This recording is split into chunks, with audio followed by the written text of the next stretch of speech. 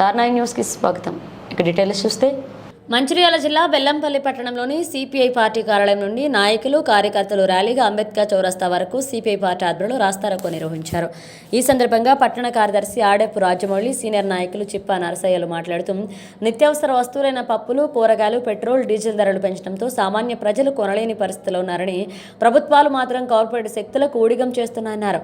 అడవుల్లో ఉన్న నక్సలైట్ల నిర్మూలన ధ్యేయంగా కేంద్ర రాష్ట్ర ప్రభుత్వాలు కార్పొరేట్ శక్తుల ఆదేశాల మేరకు బూటకపు ఎన్కౌంటర్లు చేస్తూ నిర్దాక్షిణ్యంగా చంపుతున్నారని, ఈ వైఖరిని మార్చుకోవాలని విప్లవ పార్టీలన్నీ ఒకతాటిపైకి వచ్చి కేంద్ర రాష్ట్ర ప్రభుత్వాల వైఖరిని ఎండగట్టాలని పిలుపునిచ్చారు. ఈ కార్యక్రమంలో రాష్ట్ర కార్యదర్శి వర్గ సభ్యులు ఎం వెంకటస్వామి, బొంతల లక్ష్మీనారాయణ, రత్నం రాజన్న, రత్నం ఐలయ్య, బొంకూరి రామచందర్, ఏఐవైఎఫ్ మంచిర్యాల జిల్లా అధ్యక్షుడు కొంకుల రాజేష్ తదితరులు పాల్గొన్నారు.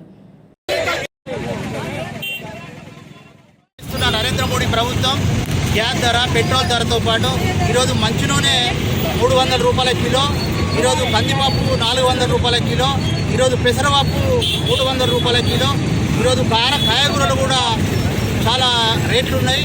కాబట్టి మటను, చికెను, ఫిష్ కూడా విపరీతమైన రేట్లు పెరిగినాయి. ఈరోజు సామాన్య మానవుడు కొనలేని పరిస్థితుల్లో ఈరోజు చేస్తున్నారు. ఈ ప్రభుత్వాలు టోటల్గా కార్పొరేట్ శక్తులకు, పౌరజాతి కంపెనీలకు, మల్టీనేషనల్ కంపెనీలకు ఈ భారతదేశ ప్రయోజనాలను, భారతదేశ కార్మిక వర్గ ప్రయోజనాలను తాకట్టు పెట్టే పద్ధతులలో రాష్ట్ర ప్రభుత్వం కూడా అదే విధానం కొనసాగుతుంది. కాబట్టి రాష్ట్ర ప్రభుత్వం వైఖరి మారాలి, కేంద్ర ప్రభుత్వ వైఖరి మారాలి. పేదలు కళ్ళు తెరిస్తే, పేదల పక్షాన పోరాడే కమ్యూనిస్టు పార్టీలు కళ్ళు తెరిస్తే ఈరోజు ప్రపంచవ్యాప్తంగా జరుగుతున్న అనేక పరిణామాలలో ఈరోజు ప్రపంచ ప్రజలు కమ్యూనిస్టు పార్టీలను కోరుకుంటారు. వినాయకంలో జరిగిన ఏదైతే శ్రీలంక ప్రభుత్వం కానీ, తర్వాత యూరోప్ కంట్రీస్లలో కూడా ఈరోజు ప్రభుత్వం పెద్ద ఎత్తున ప్రజలు కమ్యూనిస్టు పార్టీలకు జైలు కొడతారు. కాబట్టి భారతదేశంలో కూడా అలాంటి పరిస్థితి వస్తుంది. ఈరోజు మావోయిస్టుల పేరుతోటి నక్సలైట్లను విపరీతంగా అడవులలో హత్య చేసే పద్ధతి కొనసాగిస్తారు. ఈరోజు మావోయిస్టు పార్టీని కూడా మేము కమ్యూనిస్టు పార్టీగా ఈరోజు భారతదేశంలో ఉండే అన్ని కమ్యూనిస్టు పార్టీలను సాధారణంగా ఆహ్వానిస్తున్నాం. ఈ అన్ని కమ్యూనిస్టు పార్టీల ఐకమత్యంతో మనము ప్రజా పాలన కొనసాగించే పద్ధతులలో కమ్యూనిస్టు పార్టీలు యావత్ ఒకటి కావాలి. అలాగే ఏదైతే అమానుష దాడులు చేస్తారో ప్రజలపైన, గిరిజనులపైన చేస్తున్న దాడులన్నింటినీ కూడా మేము ఖండిస్తున్నాం. కాబట్టి ఈ కార్యక్రమంలో పాల్గొన్న ప్రతి కామ్రేడుకు, కమ్యూనిస్టు పార్టీకి, ప్రజా సంఘాలకు పేరు పేరున విప్లవం తెలియజేస్తూ రాబోయే కాలంలో కమ్యూనిస్టు పార్టీ నాయకత్వంలో ఇచ్చే పోరాటాలకు యావత్ ప్రజా సంఘాలు సంసిద్ధత కావాలని విజ్ఞప్తి చేస్తున్నాం.